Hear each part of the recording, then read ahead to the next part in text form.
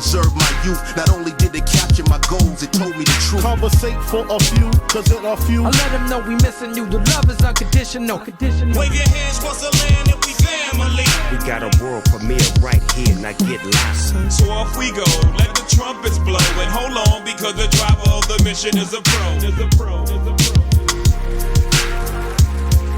What's up, everybody? Welcome back to conVersate with us. Remember, conVersate stands for communicate, converse, and relate.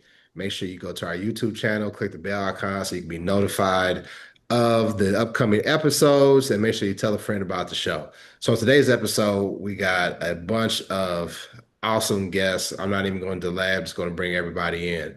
Let's go. So let me introduce everybody. We'll start off with my homegirl. Many of y'all see me with her on these podcast streets, Dr. Tori, Dr. VicTORIEUS.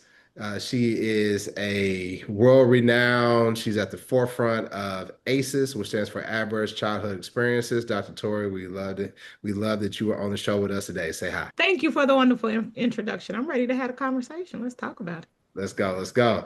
Then we have hometown, Dr. Camille LeFleur.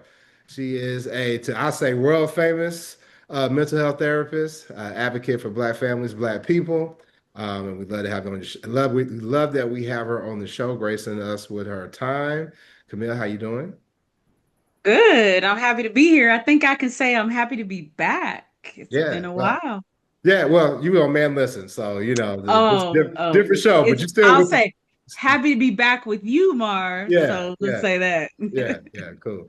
And then we have my frat brother, Darrius Jerome Gourdine, author of several books. The Assignment, Jewels, and most importantly here recently, The Standard. Darrius and I worked on a project where we documented the history of Alpha Phi Alpha at the University of Missouri. So Darrius, what's up, man? Hey, what's up, good man? Good to be on here and looking forward to the conversation. Yes, sir. Yes, sir. So let's go ahead and just talk about it. It's all on social media streets.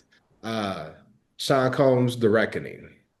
It's a documentary put out by Netflix, executive produced by 50 Cent, talking about the life and times of Sean, P. Diddy, Puff Daddy, Brother Love, all the other names he goes by, Combs. I still call him Puff. I'm old school, so I call him Puff or Puffy. I don't really do the Diddy thing or whatever, but there's been a lot of think pieces, a lot of people talking about this documentary. It's a 4-part documentary that came out last weekend on Netflix. And, everybody's got, their angles and different things they like to say about it. But I got you all in here for a reason, because you all are some brilliant minds. So I'm going to ask y'all first to start off. And we're going to start off with Dr. LeFleur. What were your thoughts about the documentary? Overall, what we know is when people don't have quality relationships, and when people don't know themselves, like there were several times, which I'm sure we'll get into, but I wondered what his foundation was and what his grounding was and how he saw himself.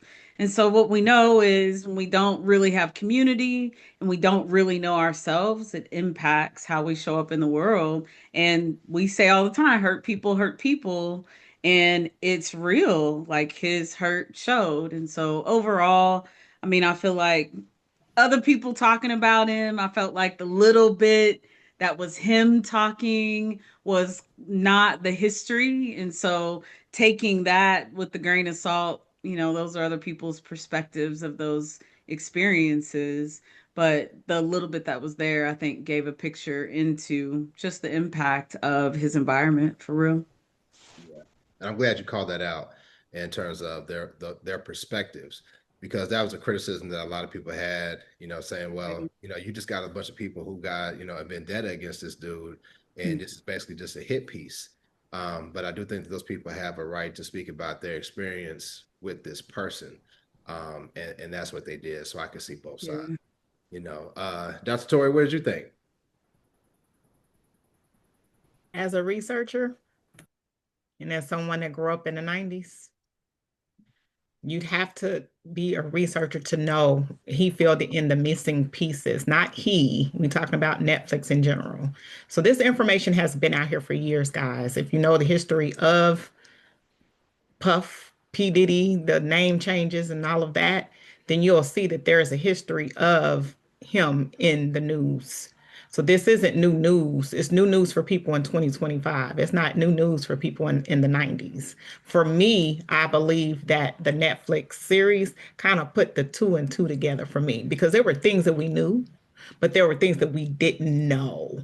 And being in that generation of just now starting to see, social media and things happen. We grew up in the 90s. We had phones on the wall. You know what I mean? So it's like you have to understand this generation is going to talk about it because he's already a billionaire. But just to see him in the parts that started adding up for me as a person that advocates for adverse childhood experiences. I don't want to use his mother as an excuse for the things that he did when the things that he did were when he was an adult.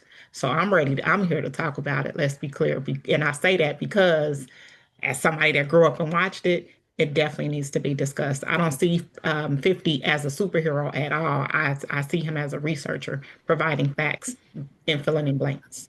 Yeah, we're gonna get to 50 and his involvement in this. And you talk about us coming up in the 90s and the information that this documentary put out. I remember the City College incident, but I didn't remember the exact details because, outside of Darrius, all of us grew up in the Midwest, Top City, Kansas City. So I remember reading about these things in, different magazines or what have you. And I knew it was a tragedy. I knew it was like a stampede and people lost their lives and people were injured. But this was pre-internet. The City Colleges did happen in 91.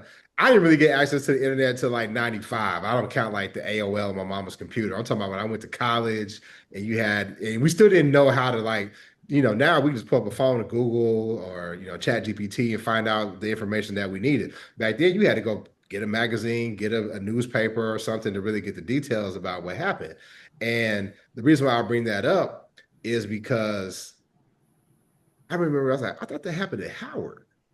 I thought that happened at Howard University. I was talking to a friend of mine who's from New York, and she was like, "No, but you're not the first person that said that they thought this happened at Howard." And I was like, "Yeah, I had no idea the details about what happened." So I think they did a good job of putting that out there to try to build the knowledge base about this person, Sean Combs. And speaking of Howard, Darrius, you're a graduate, you're an alumni of Howard. What did you think about the documentary? I actually thought it was very well put together in terms of the production of it, because what 50 did, or what the producers did, they had footage that Puffy actually had this guy following around all the time.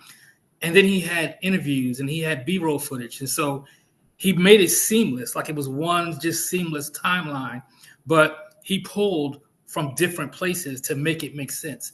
And I think in that regard, and we just finished doing a film, and the film that we did was along a specific timeline of events. And so it's not easy to do that, especially when you're pulling from multiple sources. And so for him to be able to access that footage of Puffy, the narcissist, having a guy following around with a camera, right? To get that footage and then say, "Ooh, I could mix that part right there with the guy talking right here, and then let's shoot going down the street, and then let's cut to," that was excellent. And so the whole series was done in a very professional way for what it was, because you as a viewer, you couldn't even tell that it wasn't just one film. You know what I mean? You're talking multiple pieces of information from a lot of places. I think so. The production of it was great. Yeah. So, Darrius mentioned, we just did a documentary, and I have a different set of lenses, right? I'm wearing glasses right now. So when I look at it and I see different things, and I'm like, I would do that differently. But it is so hard to try to create a documentary, tell the story, make sure that you are giving everything the attention that it needs, right? But still be able to get it done in the time frame that you have. I honestly thought that they could have made this, maybe a couple more episodes. There were some topics that they really didn't hit, like, his relationship with Kim Porter, right? the Shine incident. They really kind of breezed past those, and maybe, and I don't know why, maybe because Shine put his own documentary out and they didn't want to rehash stuff, but there was just different things that they could have drilled down into more. And I don't know. I think people use this term a lot. And, you know, I got a therapist here and someone who knows a lot about mental health, two doctors. People say narcissism, right? People being a narcissist. And Darrius talked about, hey, you know, you hire somebody to follow you around. I'm one that can see it both ways. Yes, it is, you know, somewhat narcissistic, right? If that's the right term, y'all correct me if it's not. But then what I also saw, I could separate I don't want to call him a monster, but he's a POS. Puff, it's clear Puff's a POS. All right, he's a piece of shit. But the business side, I could recognize him, and that dude did some amazing things in business. Now, the thing was, he didn't pay his people, though. And that ended up being the downfall because he didn't pay the videographer, and then Netflix swept in and they got the documentation. Because that led more credibility to what they were doing, right? It led more credibility to what they were doing. So, but this, you know, I thought the best part of this was when they showed his history, him coming up, and him, you know, his development with Andre Harrell, right? And that part of history, because like you said, that was us. Uptown music, Bad Boy, that was us. That was the music that we listened to. But it was clear, and Dr. Tubman bring you in on this because you talk about adverse childhood experiences, his father being murdered. And the thing that stood out, and obviously we're just getting clips, right? But him saying like, yeah, and they talked about how my mom brought me in a full-length chinchilla. Like, now who cares? Like, I guess that's important to some people, but I'm just like, okay, that speaks to the mindset. But what do you think about his childhood, Dr. Torrey, and how they covered that and how that impacted him? Like, what did you take from the information they gave from how he came up? Because there was a lot, his mom is disputing a lot of the stuff. His mom was saying, like, I didn't beat him, and he didn't, you know, the one guy, Burroughs, said that he saw him, you know, call her a B word and hit his mom. And she was like, that didn't happen. But, you know, what do you think about how they covered him as a child and his development? So I'm going to answer two questions. Me as an advocate for ACEs, I'm trying to take the negativity out of it because we normalize this behavior in our community. We normalize abuse. We normalize neglect. We normalize household dysfunction. What he had and grew up in is household dysfunction. Regardless of his dad wasn't there, his mom was there. He was raised by a single mom. So we don't want to discredit, I'm a single mom. I have ACEs. I advocate for it. So I don't want to put it out there like, oh, something was wrong with him. That's the only thing that I didn't like, is that they use that as an excuse for his behavior when that shouldn't be an excuse for his behavior. Having adverse childhood experiences and growing up with the abuse, neglect, the household dysfunction is generational.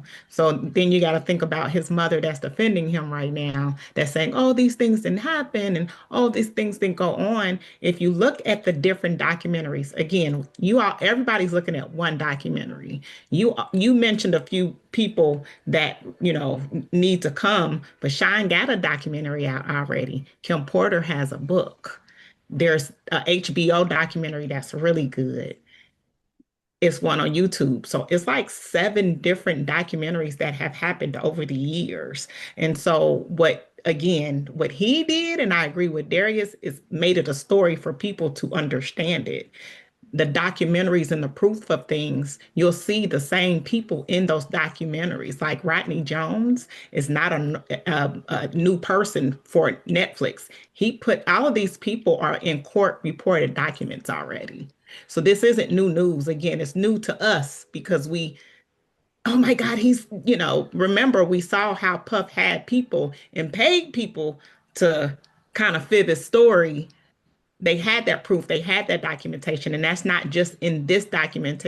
The document with Netflix, it's out here. If you just research and find it, TMZ even have one. I did not want to watch the TMZ one because, again, at this part, I was, you know, kind of irritated with TMZ at that point. But something about watching that Netflix documentary made me go back to another documentary, and I saw the same people with additional things to say in regards to the story. Yeah. I've always said, hey, you go through things as children, but when you become adult, it becomes your responsibility to build a bridge to try to get over those things. And we could give people grace for, you know, trying to become a better person. I think it becomes hard to give Puff that amount of grace because he had the resources put into place to be able to heal himself, right? And he didn't do so. Dr. LeFleur, when you look at it, Dr. Torrey talked about like, okay, this is his childhood, and then this is how he became as an individual. And you talked about community or lack of community. What did you see in terms of like the people who were around him and how he was able to navigate like he was? Like, because I have a hard time with, and I'll just be honest with you, I have some critiques and it's not going to be popular because unfortunately we're in a time where if you question anything when it comes to somebody who is a known abuser, there are certain people who will say you're siding with the abuser when really you just like, you know what, I kind of question this right here, right? And for me, when I look at some of the people who talked against Puff, I said, well, wait a minute, y'all known him since childhood. And like this coming up for me, there's not too much that somebody could do. Like I've known Tori for years. I have friends that I've known for years, and if it were to come out that they surprised me, and I found out that they were low character and doing these type of things to harm people, I would definitely step away from them. But I don't know if I could sit in front of a camera and just detail every part of it, like your mama whooped you then, and you missed your daddy, you do all this. That's difficult for me as a man to respect. That's just me personally. But you talked about community, and I like that. I wanted you to go deeper into that. How did you see him being able to navigate this without somebody checking him at all? I mean, I don't see the enabling, but I don't see the people speaking out either. What do you think? So I'm going to work my way to it, was what I was saying, because I want to be able to piggyback on a little bit of what Dr. Torrey said around like things happening, but that not being an excuse.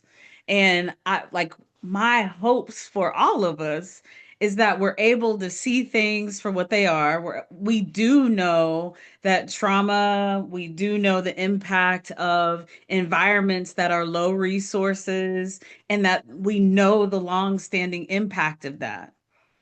To keep that in mind and to know that those things are true and to say that those things are true doesn't mean that he shouldn't be held accountable. Like, I think both things are absolutely true.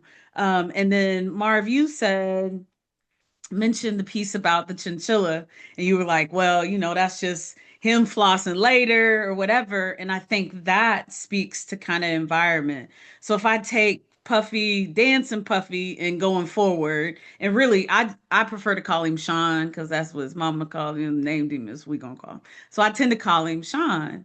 But if you take him dancing and trying to get and make it, whatever his drive was, whether it's I got to make it to pull us up out of this. My mom's working 3 and 4 jobs. I got to, people have that. Whether it's that or it's this looming, my father was this big time and took care of everything, so I need to figure that piece out. Often we meet Black kids with be something big, make something of yourself. And that tends to be about money, and success tends to be around things. And so I feel like his community, once he's dancing, like that community is about him being successful and not only making money for himself, but also making a lot of money for a lot of other people. And then we see these things where, whether it's greed or whatever, that you can't pay your bills or you don't feel like you should have to. I feel like those things speak to that lack of community, of having some grounding in people. I appreciate it, which I hadn't made that connection before. But with Pac and Big, like being community grounded and them speaking about Sean, like being about self, I think is a great example of what we're seeing. This was about power. This was about money. This was about lots of women, things that look like success. But at the core, who was he? Who was he grounded to? Like none of that kind of information came out. And so it just made me wonder about the power of that community. Once you make enough money, we talk about it with Kanye, yes, people around you, but the power of real, authentic relationships is that they're mirrors. Like I learned who I am by watching how other people experience me. And so at a young age, for him to have yes people, I mean, I imagine he lost his mirror. He lost his grounding. Yeah, I feel like I always have this. It's my opinion that the community is important, and this has become much more important to me lately. Where do you get community? Is that your church? Is it your gym? Is it the organizations that you're involved in? The type of friends that you have around that are going to hold you accountable? And that kind of goes back to what I was saying when I was, these guys that were speaking out against him. I'm like, at one point, y'all was cool. And then now that it's all out in the open, now, you got so much to say about what the type of person he was and what made him to be that type of person. Well, in my world, the type of men that I'm around, we hold each other accountable. So yes, Puff, Sean needs to be held accountable as well. But then I also take it with a grain of salt, these accounts from these different people. But I don't want that to get in the way of absolving him for what he's responsible for, because ultimately as a man, you got to atone for what you do. And when you sit there and you look at it from a person who makes documentaries, I look at this and I say, there were so many like massive incidents that happened that could have been like, this is where I changed my life. The City College incident, he was a young man, right? I don't really give him as much flack for that because he was a young man. Yes, people lost their lives, but there's mistakes that can happen, right? You can come back from that. But then when you talk about the Steve Stout incident, the Shine incident, they try to connect them, and we'll get into this, the whole Pac and Big incident. Him, and then the one that he'll never be able to come back from is the video of him kicking Cassie, throwing her on the ground and kicking her while she's on the ground. I just have to think that most people who aren't a deviant in some way, they'd be like, I got to get my shit together. This is enough. Like I've come close to, he came real close to being in jail so many times. And he never learned his lesson. And I don't know the type of community he had, the type of dude he was. I mean, Darrius, I'm not gonna say y'all was friends, but you interacted or was around Puff at Howard. Is that correct? Yeah, we were friends. Okay. Yeah, that's my boy. So, I mean, clearly he wasn't known for doing what we're seeing now, but back then he was the guy throwing the parties. In college, it's 8 parties every weekend. So the question was, well, which party is Puff doing? That's the one we going to. That's the question for you in DC. We grew up in the Midwest. It wasn't like that, but yeah, go ahead. At Howard, it was 8 parties a weekend. And so the question was like, which party is Puffy doing? That's the one we going to. And I remember he threw a party at a church, and it was like lit at a church. You know what I'm saying? And so he threw the parties. Yeah. So, Dr. Torrey, I'm side eyeing that too. I'm side eyeing that one too. Yeah. Yeah. The largest Catholic church in DC is called St. Augustine's. And he threw a few parties there, and it was packed. I mean, he threw parties. So when we got to Howard in the same year, we were both freshmen at the same time. And when you get to Howard, they have like clubs based on where you're from, because if you don't know anybody and you say, "Oh, there's a Kansas City club," at least you can meet some people that are from your hometown as you get to meet people. And so I'm from New Jersey. Building community, right? Yeah, he's from New York, and I've never liked Jersey, so I used to always claim New York. And my friends that lived in the dorm with me were like, "Man, you ain't from New York, you from Jersey." And I was like, "Shut up, man!" But because I used to say that, I would hang out with the New York guys, and we used to dance together. That's how I met Puff. And so we used to go to parties, and you know, you go to a party and it'd be a circle and one dude in the middle of the circle dancing like crazy. That was me. And, you know, so I knew him from that stuff. And so we used to talk a lot and chat and just kick it or whatever. But like I said, we didn't know he was doing all of this stuff. But to your point, Marv, I totally agree with you in that, you know, I'm the same way as you. Like my boys, if one of my boys was wilding out, we're going to have a conversation. You know what I'm saying? Like we all have had our times of just like, you know, hey, that was wild. Man, you're a wild boy. But there's a line. You know what I'm saying? I see you beat a woman up. We're going to have a conversation, bro. We're going to talk about this thing. You ain't doing that no more.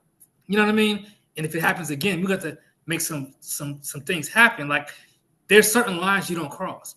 And I think that to Camille's point about the power that he was getting and all the things that he was achieving, he had nothing but yes people around him.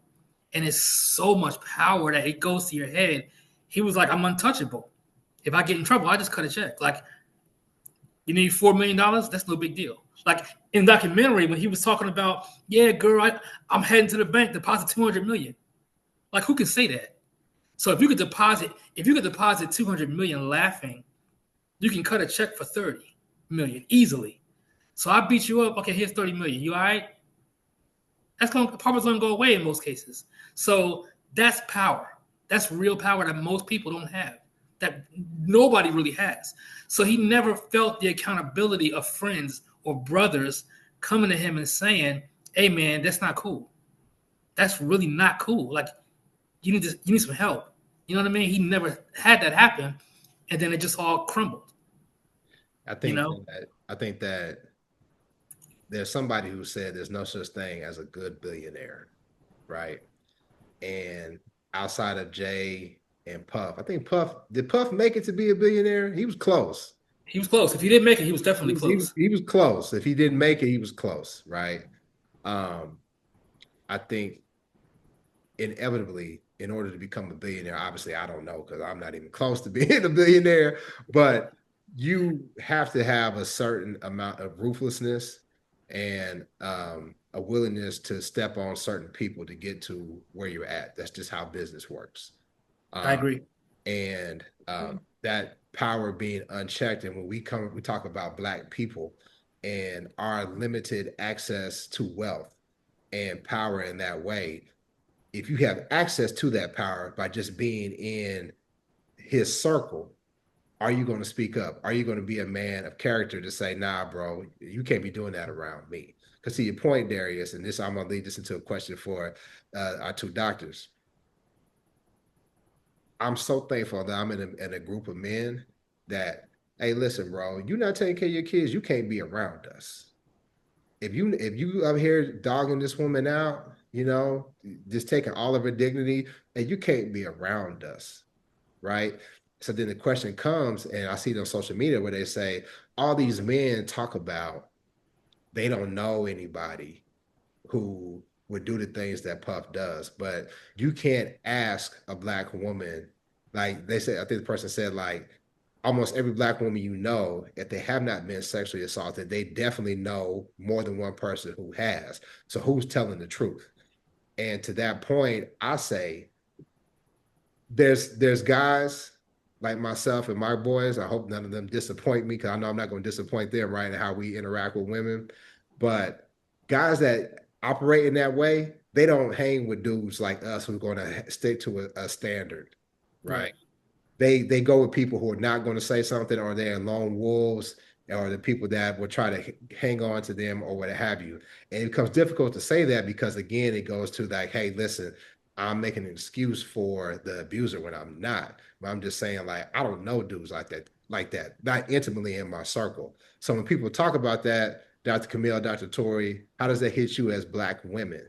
When guys say, you know what, you can't throw all Black men under this bus, you know, that level of accountability. Because I know women who have been sexually assaulted, and this was very, very triggering for them. I know some that was like, I'm not watching that shit.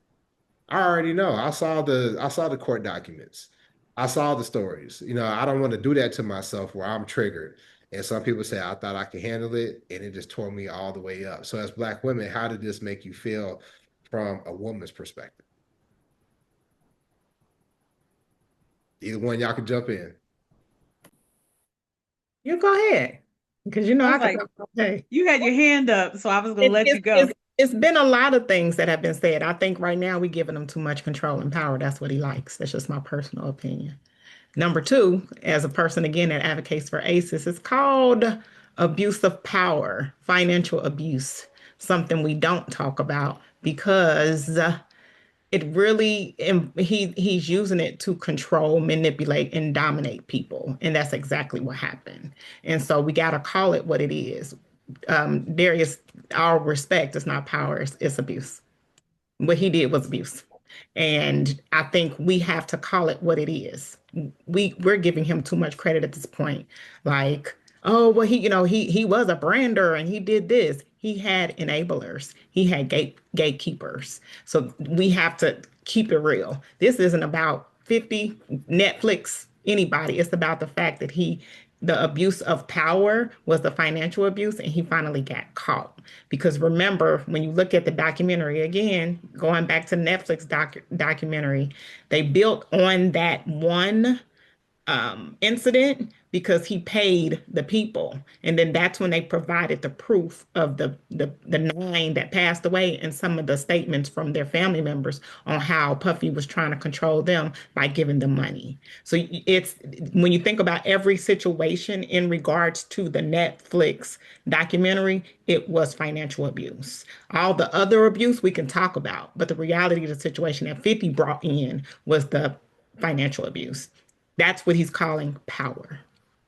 Yeah, and I just to kind of piggyback off of that, that's what I kept thinking about was the money, was the difference when Marv was sharing, we check but when your boy is funding your upgraded livelihood, Access to wealth, yeah. you start to say, that's on him. That's what he does. And you separate yourself enough to still feel the rain down of the money, but to not really challenge the friendship. And I mean, again, when we talk about community is authentic. Community is where we go to also hear what we need to do. And then, like, community is the healing.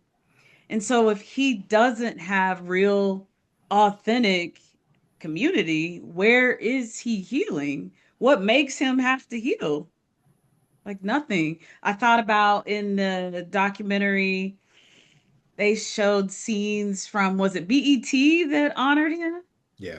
Yeah. And A I lot was like, in my mind, I started thinking, how many others do we honor for the things that they've done, but they're really not a real benefit to the community. boy, you cooking with that right there. Yeah, But, that's a but I'll say this though. Puff did do something good. He did. But you keep so I'm gonna interrupt you, Marv, because I feel You like gotta let me finish. You gotta let me. I understand, but you didn't say it like four times. We're here to talk about the situation, and you're still well. He did great. No, that's the reason why we're having this conversation because when you have the good and you have the bad, we're not look. You look at how many lives he impacted in a negative level. You got people that don't even want to watch the documentary. Let me say this, Dr. Torrey. I think that's the danger of where we're at. I can see what good Puff did, and then still say at the same time that there's nothing that he could do to redeem himself for the bad that he's done. I am not here to defend Sean Combs at all. Period. That's it. I'm not here to defend him at all. And I'm not either. I do think that he and this leads to my question, and I want an honest answer. Do you all feel that there was anything in the making of this documentary that was unfair to him?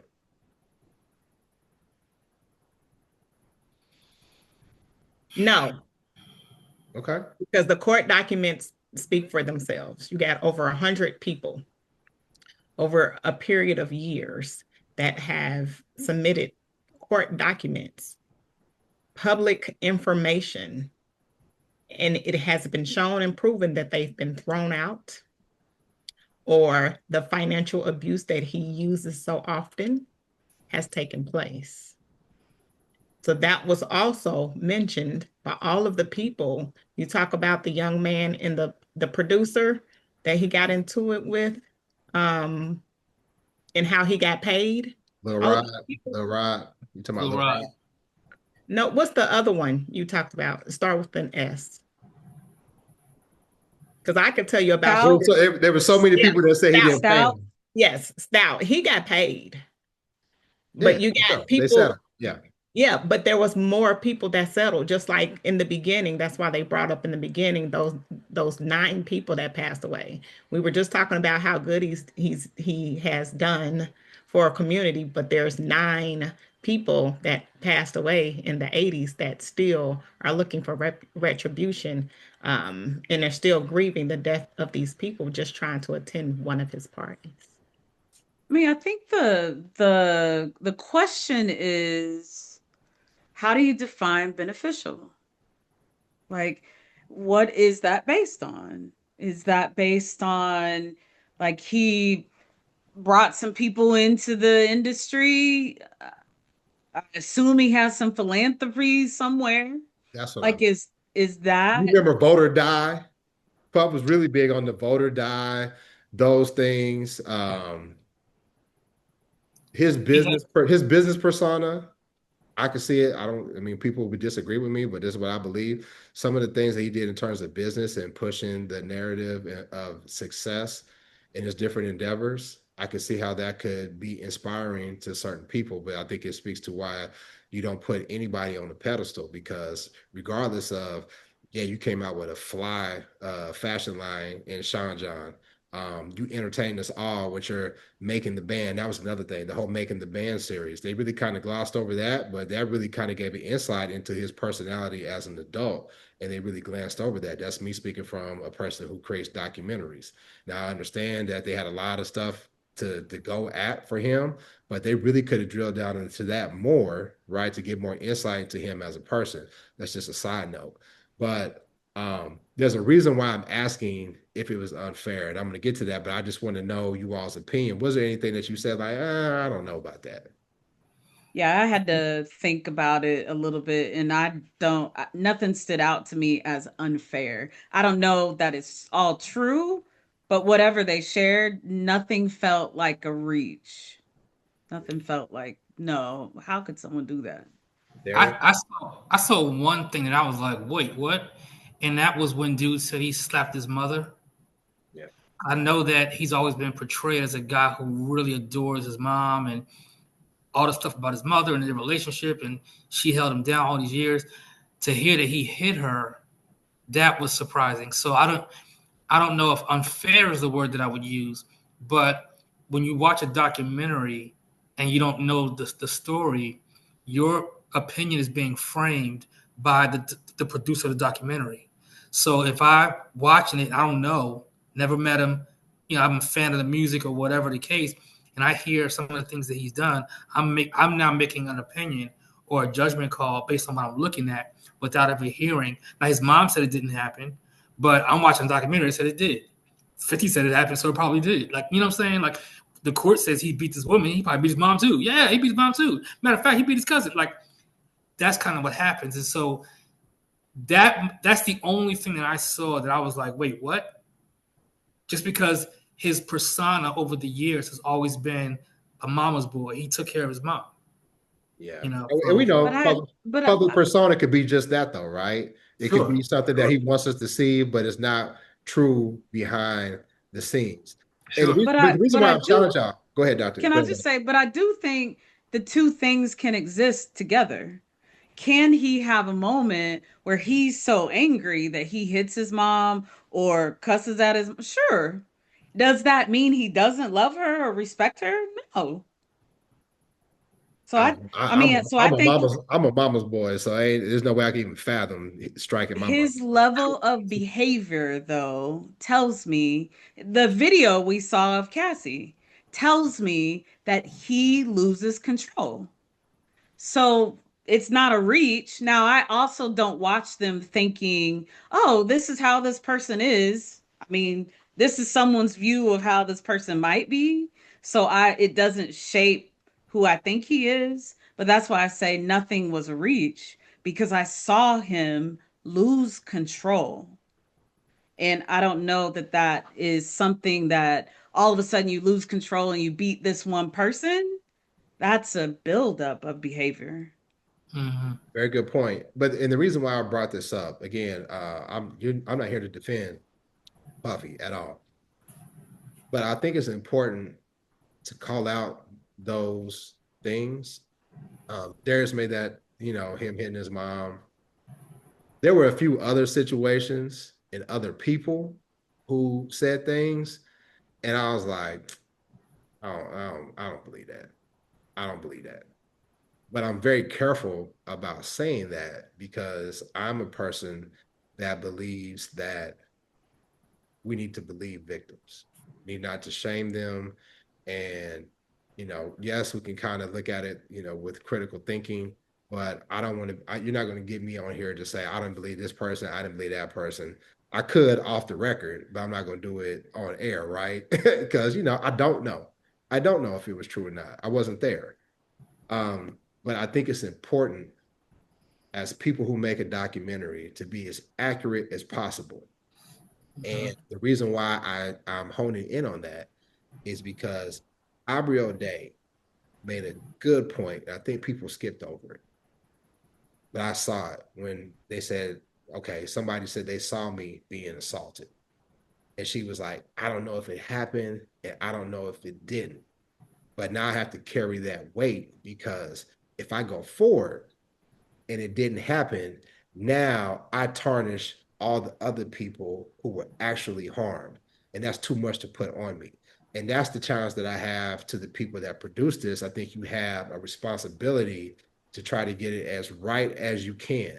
Because there were certain people, I believed it 100%. What's her name? Joy Dickerson Neal or whatever. She read the letter that her mom wrote, Puff's mom or whatever. I felt that. And even though I was not there, I believe that one. I believe her 100%. Absolutely. I do. So that's why I feel like it's important for us, to get it right. And that's why I asked that question of you all, because, y'all able to be critical thinkers. I wouldn't have you on the show if you weren't. So let's talk about 50. We brought up 50. And 50's got a lot of criticism behind his involvement in this. There's people that are saying, hey, you kicking a man while he's down. There's other things that are being said about 50. I have my personal opinion, but I want to hear from y'all. What do y'all think about 50's involvement in this documentary? I don't ever want to get on 50's bad side. Yeah. I got something I can say, but I'm gonna stay professional. But yeah, go ahead. he came for the jugular. So there's a lot of ways you can look at it. From a business perspective, it was almost genius to put it on Netflix. That made a lot of money, for him. I don't know where his vendetta comes from against Puff. I don't know. I don't know, but we know. I mean, I don't know what started the whole I've heard. Well, what started it was he say, she say, 50 alluding that Puff are trying to groom him or whatever. But what most people point out, and what I point out as well, is that one of the women that was abused by Puff, 50 Baby's mom. Oh, I didn't know that. And when you read the transcripts, she was done dirty. She was done real dirty by Puff.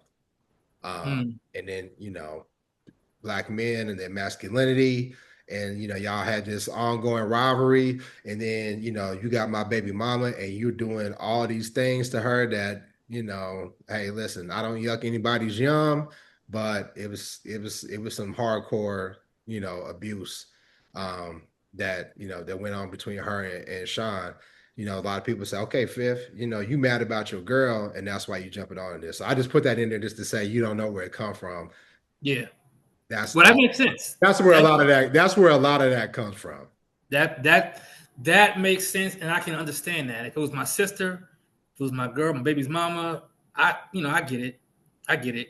But like I said earlier, I think that the documentary overall was very professionally done. So I think that 50, in his retaliation, revenge, anger, whatever you want to call it, he's a professional. He's a businessman, and he knows this is the hot topic in the streets right now. I'm gonna jump all over this and I'm gonna throw it out immediately. Like he ain't even warm in jail yet. It ain't even been 6 months yet, and it's already out. And it's the hottest thing on social media. It really is. And so, kudos to him. He put it out there. Hey, we're talking about it right now. You know what I mean? So, Dr. Torrey, you chomping at the bit. Unmute yourself. Go ahead. No, I agree. He is a producer like you. No. Yeah, yes, honey. He got them. Don't compare me to 50. I'm not taking that. He has movies. He has documentaries. He has information out there. So this isn't his first documentary. What he did was take advantage of the opportunity, like Darrius said. He is a money man. He knew exactly what to do. He grabbed the right footage at the right time. These are people that Puff did not pay, and he took advantage of it as a producer. I'm gonna stop you, and I'm gonna bring Dr. LeFleur in, but I think that we're giving 50 too much credit. Netflix. So can we? So we can give Puff credit, but we can't give 50 credit. Let me finish. If you talk about businessmen, then they both get credit. But in terms of this documentary, we're giving Fifth too much credit because Netflix were the people that were behind this documentary. Netflix put this together with their money. Puffy didn't pay the videographer. Netflix came in and paid the videographer, right? And then 50 brought on as the executive producer. So there was no money spent by 50 when it comes to this. Well, I don't know how much, but I know the lion's share of the money, the production, that's Netflix money. Now, what 50 brings to the table, 50 brings the cachet. 50 brings the hip hop credibility. 50 brings the controversy because of his rivalry with Puff. So to me, as a man, right, I got to ask, what are you getting out of it, 50? Why are you signing on? Is it because you of this vendetta or what? Now, a friend of mine made an excellent point. Like, I don't really care. As long as Puffy is exposed and he can never come back. See, to me, once you see the video of him kicking Cassie, there's no coming back from that. But we got a president with what 39 felons and an abuser, and he's still in office. So I guess anybody can come back from anything, right? If you got, maybe that's a complexion for the connection, but anyway. But they said, well, no matter what, 50's motives, his intentions, whatever, it's still brought to light the horrible deeds of Sean Combs. So we're gonna let it pass. Dr. LeFleur, what do you think? Mm-hmm. But that's why I say I'm not giving 50 credit for that, because like I said, that's Netflix. 50 came in, and we've seen that before, where somebody signed on as an executive producer, and it really is just their name brings cachet and credibility to the project. They really had nothing to do with it. Yeah, I think I don't have an opinion about 50 Cent. I don't, other than it feels when you started going, well, is it to get back? And I thought, he's developing it as his brand to be known as the get back guy, blah, blah, blah. But even as we talk about, okay, well, it's beneficial to call out Sean with a documentary, but where's the protection? Let's release this so that people are aware, so that we reduce our girls being abused, so that our boys learn to be better. Nah, it's to call him out when y'all knew what was going on. You've been to the parties, or you at least knew what was going down. What did you do then? So it just feels, fake. It feels inauthentic to step up now and be like, let's show y'all the real Puffy. Come on, man. That's not about us as a people. That's not about us as community. That's about money. And that pulls us back to where we started. what is your goal? Who are you? What are you seeking to do? And if it's just about generational wealth, well, you how many people are you willing to run over to get wealth for your family? If he had some connections, will you hurt people the way that you've been hurting people? I'd like to believe no. I'd like to believe that when you started down that road, people would pull you back. But, you know, I think it, it was a good point that was made in terms of highlighting the behaviors and how this individual, Sean Combs, how he's hurt people throughout his career. But you make a good point, Dr. LeFleur, and Dr. Tori, she's highlighted on her social media. Listen, this is aces all over. So being able to look at this, and we need the thought provokers, we need the thought leaders like you all to be able to connect the dots for people, because somebody puts this out, they're just seeing the sensationalism, right? They're just seeing, oh well, Puff got Pac and Big Murder. I'm gonna tell you, I don't believe all that shit. I don't. And I feel like that's why I want to call out the documentary. And it goes back to my point. Y'all add this sensationalism, this conspiracy theory about how Puff got Pot killed, which ended up getting Big killed, all off assumptions, nothing that could be proven in court. And there's been people that have, like the guy that they were highlighting, they came out that, hey, he was lying and all this different stuff. To me, I wouldn't put so much emphasis on that when you got real victims, real people that were harmed that we can prove, that we need to highlight and say, listen, this is what happens when power goes unchecked, control goes unchecked, when abuse isn't checked, to Dr. Tori's point, right? And how do we make ourselves better from this? When the whole Me Too movement started, I was one of those people like, then why do they keep talking to black men? Like, what's up with this? And I think that was a piece of that. But the benefit of it was we now know better how to treat our women. I know I do. I mean, I wasn't no damn abuser, but I know like there's certain things, certain mindsets that I had. I was like, okay, I can see why this would create an unsafe environment for the women that are around me or whatever, right? So let's go to this. What do y'all want people to pull from this documentary? Outside of the sensationalism, oh, Puff got Pot killed, he got Big killed, and blah, blah, blah, blah, blah. What do you feel that people should take from this documentary that's going to help us as a community? I like what you said earlier, Marv, where you were like, none of your boys, and I know you, I know you personally, obviously. I know this is true. The circles that we roll with, that's not, certain things are just not going to fly. And I would hope that young men specifically would watch this and see that. Like, he got away with a lot because he had enablers. And I hope that we learn that that's unhealthy and it's harmful when you allow these behaviors to continue and you don't step up and check the person and you don't check on your sister. It's harming our entire community. So I would hope that somebody can see this and, you're going to be sensationalized by the sensationalism. That's what we're talking about. This is hip hop. It's the culture. It's a lot of things. But underneath all of that stuff, take all that away. Like you said, there are some people who are still living who are traumatized, who will never recover. That lady Joy from the very beginning of the documentary, this was years ago that this happened. And she's sitting there crying. It's still, she'll never get through this, I don't think. So, yeah, I believe her too. Oh my God. Absolutely.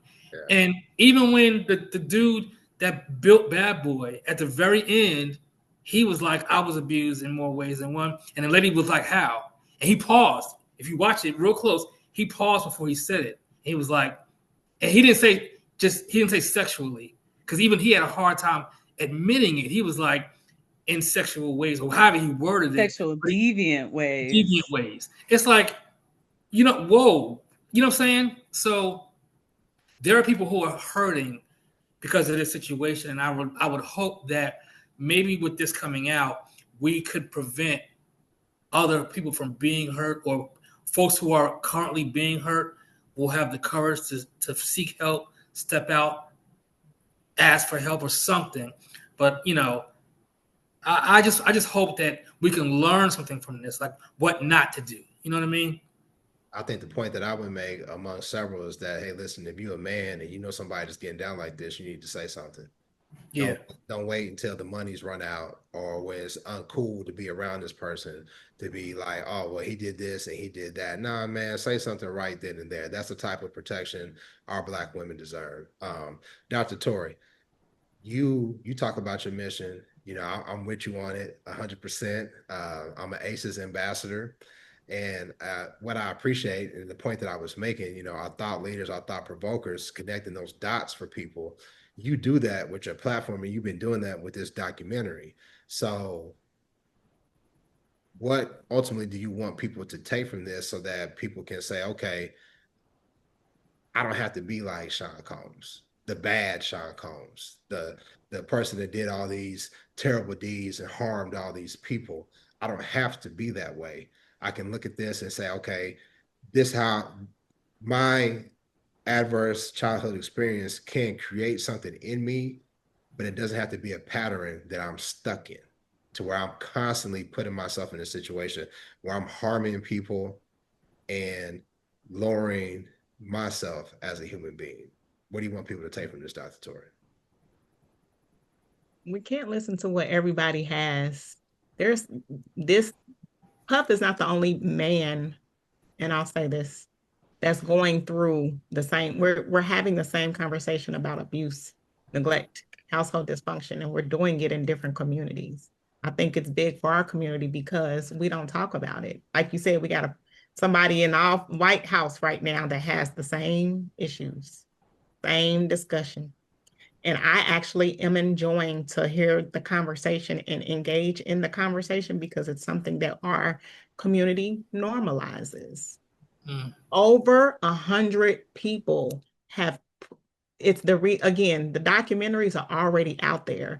The research is already out there. It took for Netflix, and I stand corrected, you are right. It took for Netflix and somebody to add executive producer that's pretty popular in the community, because it could have been anybody. All those people that gatekeep for him could have came out, but it wasn't until Cassie stepped up. And they said it in that documentary. Well, since she stood up, then it wasn't until Cassie said that he was this and I was going to say this, says Capricorn. And I felt sorry for her. And I get it. But it took for somebody else to stand up when we're having the conversation right now. So I thank you for providing a platform for people to have the conversation so it can continue, because we need to continue to have these conversations by bringing awareness to things that we should not normalize. None of those things should have been normalized, period. You know, Dr. LeFleur, I'm going to tell you this in a loving way. We talk about accountability, and oftentimes holding someone accountable means saying something they don't want to hear. It means making people uncomfortable, right? When you are the person that will challenge folks, when you are the person who will say, nah, well, what about this, or that's wrong. And I will say that you do well in doing that. You called me out on some of my stuff, and you know, sometimes I'm like, damn, she right, and sometimes I'll be like, man, F her, you know. But at the end of the day, because I'm challenged, I'm made a better person. And Puff wasn't made to be a better person. It was just like, how can we continue to get more and more and more resources and not just check all this stuff that comes along with it, right? He had the opportunity to be a wonderful example for the Black community. He did. He absolutely did. But that greed and whatever is inside him that makes him operate the way that he does, I'll never be able to understand it because I'm not that type of man, right? Probably why I'll never be a billionaire, but I just won't be able to understand it. So I'm gonna ask you, Dr. LeFleur, what do you want us to take from this? You know, you often talk about how we handle one another, how we treat one another. And, you know, that's a big thing for me, for Black men and Black women to not only just not just, hear one another, but to listen to one another. That's the whole mission of conversate, communicate, converse, and relate. So what do you want people to take from this? Yeah. I appreciate your lead in because you said all the things. I'm like, hold on, he said it already. But yeah, absolutely. I think I'm gonna mess up the saying, but the thing about what's in you when you're broke comes out when you're rich, or whatever that statement is. And so part of the thing, I think we are so disconnected. We're disconnected from each other, and we're disconnected from ourselves. And so what I want people to kind of pick up and take with them is asking, who am I? Like, what are the things that grounds me?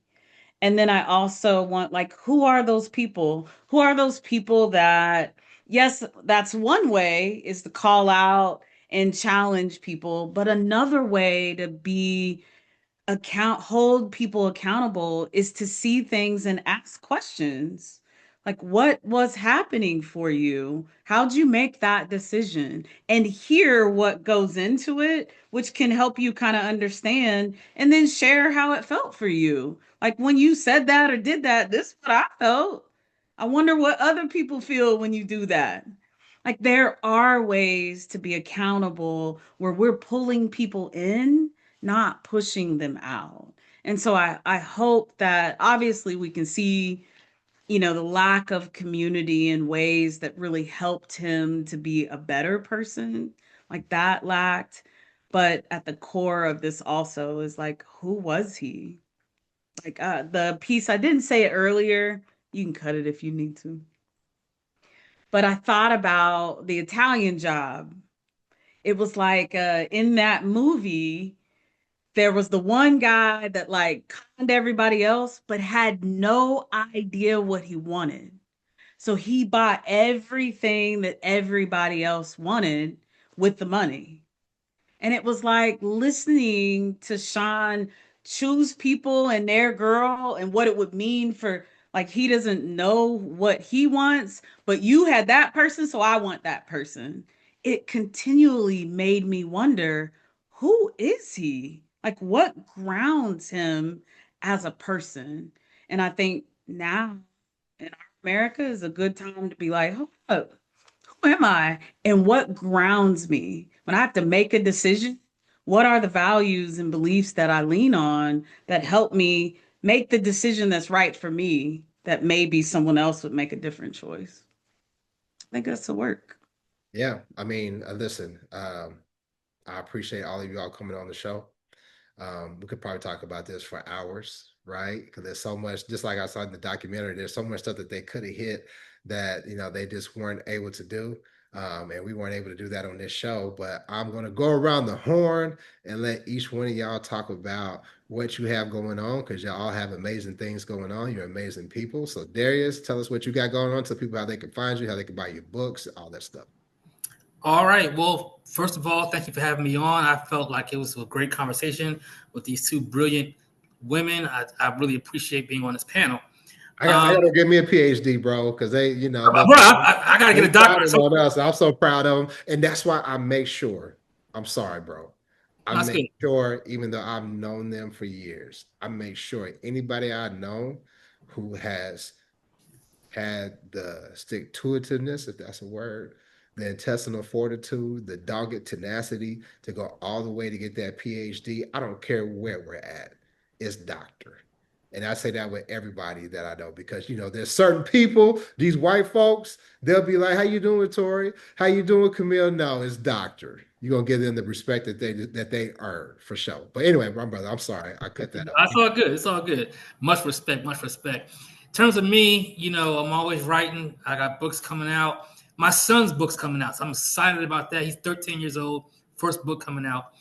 I'm heading back to South Africa in 30 days. So I'm traveling. I'm on the circuit again. I'm speaking engagements. I'm all over the place. So pray for me to get grounded. I got my hands in so many different things, but God is blessing me. I'm gonna keep on doing it. So where can they find social media is my full name. Books? Yeah. Where can they find your books and all that stuff? I'm on Amazon. You go to Amazon, put my name in, all the books come up. So whether it's my Jewel series, my assignment series, Whatever I'm writing is all on Amazon. That's probably the easiest way to find me because all my websites are all over the place. But go to Amazon, put in Darrius Jerome Gourdine. You see all my work. Spell Gourdine for him because some people don't know. Gourdine. All right. Dr. Tori, tell them what you got going on. You got everything going on. I know it, but they don't. Tell them about the ACEs mission and everything you got going and where they can find you. Adverse childhood experiences are everywhere. 1 in 3, you look to your left, you look to your right, we have it. We just need to talk about it so we can go ahead and heal. And this is what I do. I educate. I am the ACEs educator. So if you go to social media and put in Google and put in the ACEs educator, you will find me. You will find my name. It's unique. It's one of a kind. But that's the reason why I go by Dr. Tori. I am everywhere as Dr. VicTORIEUS. I create victory in others. So that's where that victory came in. It's still here. It's not going anywhere. I am everywhere on social media as Dr. VicTORIEUS. You can find me. My website is bevictorious.com, and I am everywhere. Book, it's called It's Time to Talk About ACEs, and it is everywhere. Tell them how to spell victorious. VicTorie. It's my name, VicTORIOUS. US. All right. We got it. All right. And last but not least, Dr. Camille, you got a wonderful challenge going on. Tell people what you got going on. Oh, I do have a challenge going on. Let me start professional because that's a little. So obviously I am licensed in Kansas, Oklahoma, and Texas. And so I am accepting new clients. My website is Moving Forward Together, Therapy and Consultation is the name of my practice. And that is mftherapyandconsultation.com is my email address. And so I, in the new year, will be starting some groups for couples around skill building, communication. Really, a lot of my therapeutic approach is about what you heard today, like who are you and how are you connecting and building community, not just finding people that support you, but how are you showing up for others as well? How are you improving your relationships? And so professionally, that's kind of what I do. I do some things with therapists as well. But part of, I guess it would be a brand, but kind of who I am is also, I have been putting on these different healthy habits challenges. And so it literally is just about how are you eating, sleeping, working out, like at your level. It's not, you got to lose a certain amount of weight. You got to do all these things. I mean, it's about how are your habits really helping you be a healthy person. And so if you Google the Amazing Healthy Habits Race, it is starting January the 5th, and it'll be just like the Amazing Race, minus the tickets. There's no flights. And so it's all about a partner and being able to work out and be healthy. That's where things are. That's amazing. That's amazing. And make sure you all follow the show, conVersate with us. Remember, conVersate stands for communicate, converse, and relate. Hit that bell icon. Tell everybody you know about the show. I want to thank all of my wonderful guests. I was trying to make sure that I had people on the show who are much smarter than me, because when I'm at a loss for words, they can make me look good. And that's what you all did today. So I appreciate y'all. We'll have you next time. Peace.